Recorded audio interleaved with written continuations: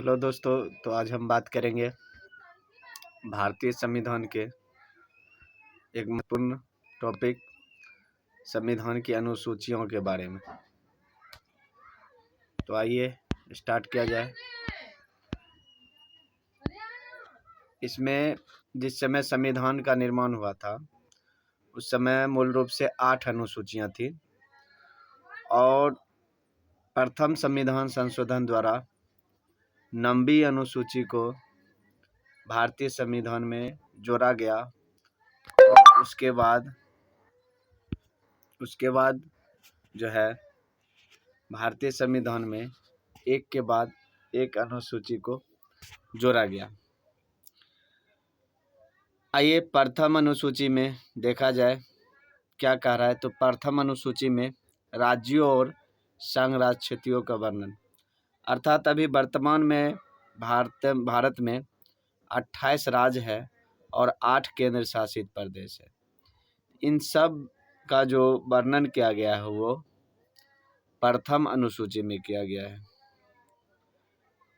जो भी 28 राज्य का लिस्ट आप देखिएगा, उसकी राजधानी, उन सब का वर्णन प्रथम अनुसूची में किया गया है, राज्यों और संघ राज्य क्षेत्रों का वर्णन।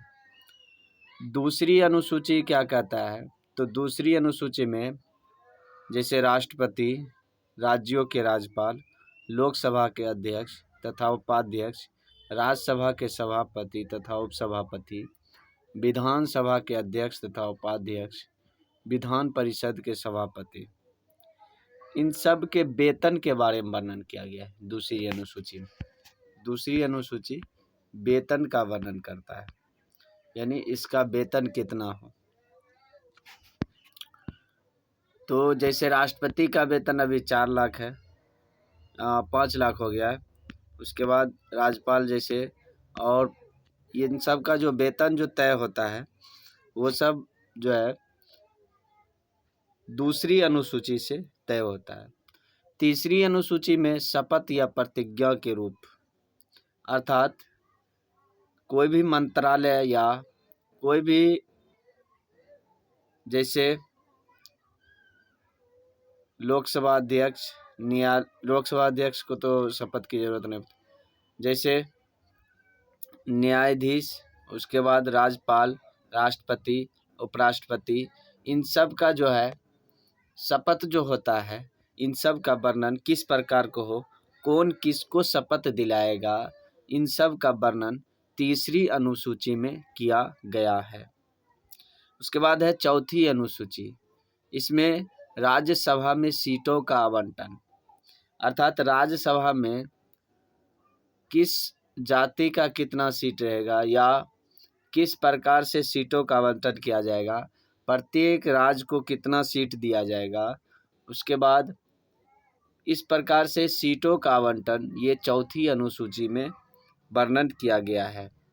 पांचवी अनुसूची, इसमें अनुसूचित क्षेत्रों और अनुसूचित जनजाति, यानी अनुसूचित जाति और अनुसूचित जाति, एससी और एसटी के प्रशासन और नियंत्रण के बारे में उपबंध किया गया है। अर्थात एससी और एसटी का जो है शासन प्रशासन कैसे हो, उस पर जो है कहाँ से शासन होगा।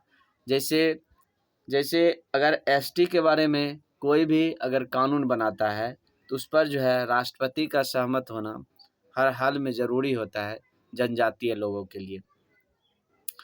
तो इस प्रकार से ये सब का वर्णन जो किया गया है ये पांचवी अनुसूची में किया गया है। उसके बाद है आपका छठी अनुसूची।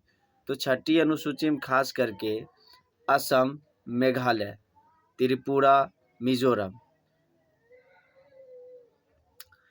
तो इन सब राज्यों में जनजाति जो है इन सब के बारे में वर्णन किया गया है।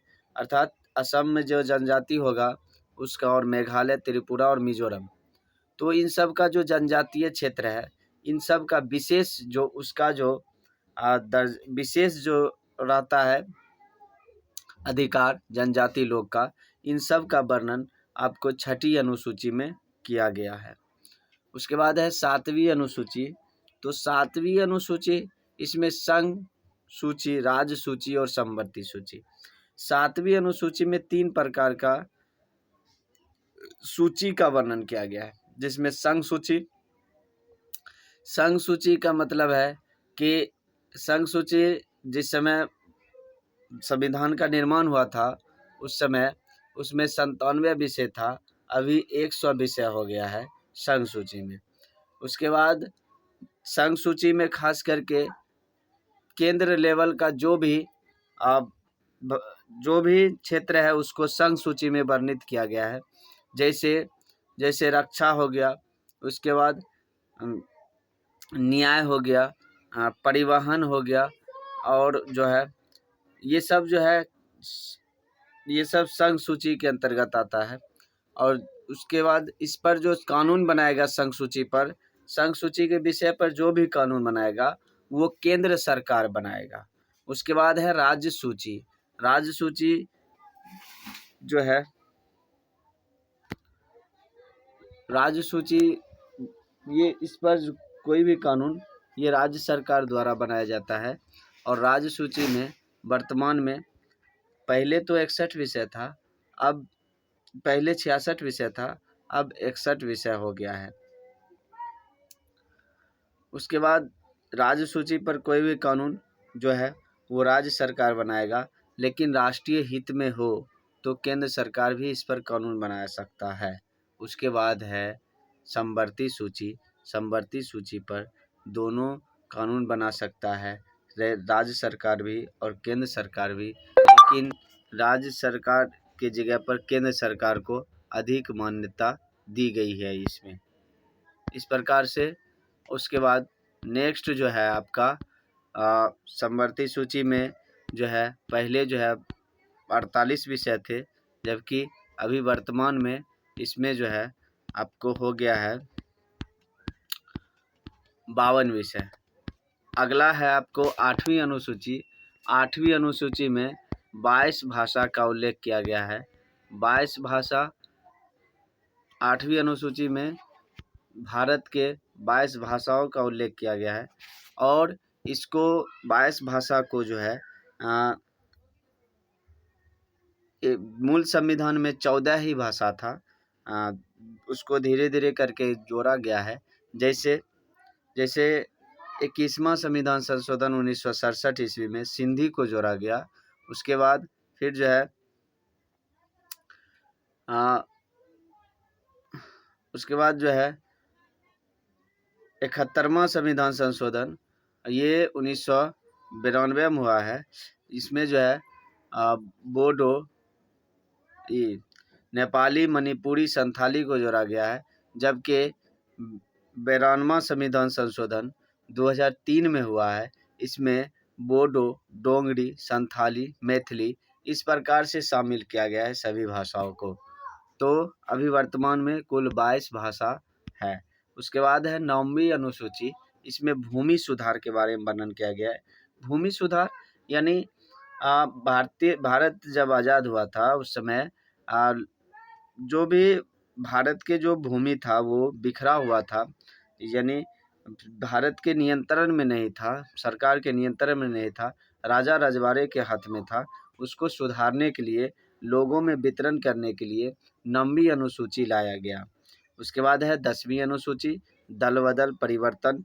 दल बदल परिवर्तन का अर्थात यानी 60 के दशक में आया राम गया राम बहुत ज़्यादा चल रहा था, यानी लोग एक पार्टी से दूसरे पार्टी में तुरंत चले जाते थे, जिससे राजनीतिक अव्यवस्था होती थी, राजनीतिक अस्थिरता उत्पन्न हो गई थी। इसके लिए सरकार जो है दल बदल कानून लाया। इसके लिए 52वां संविधान संशोधन 1985 ईस्वी से दल बदल कानून को मान्यता दी गई है। ठीक, उसके बाद है 11वीं अनुसूची। इसमें पंचायती राज व्यवस्था का वर्णन किया गया है। पंचायती राज व्यवस्था जो त्रिस्तरीय होता है, जिसमें केंद्र राज्य जिसमें 3 स्तर होता है, जैसे ग्राम पंचायत, उसके बाद पंचायत समिति और जिला परिषद। इन सब का जो वर्णन किया गया वो 11वीं अनुसूची में, और 12वीं अनुसूची में नगर पालिका का वर्णन किया गया है। और इन पंचायती राज व्यवस्था और नगर पालिका के बारे में हम लोग नेक्स्ट यानी आगे की अध्यायों में हम लोग डिटेल्स में जानेंगे। इतना ही। जय हिंद।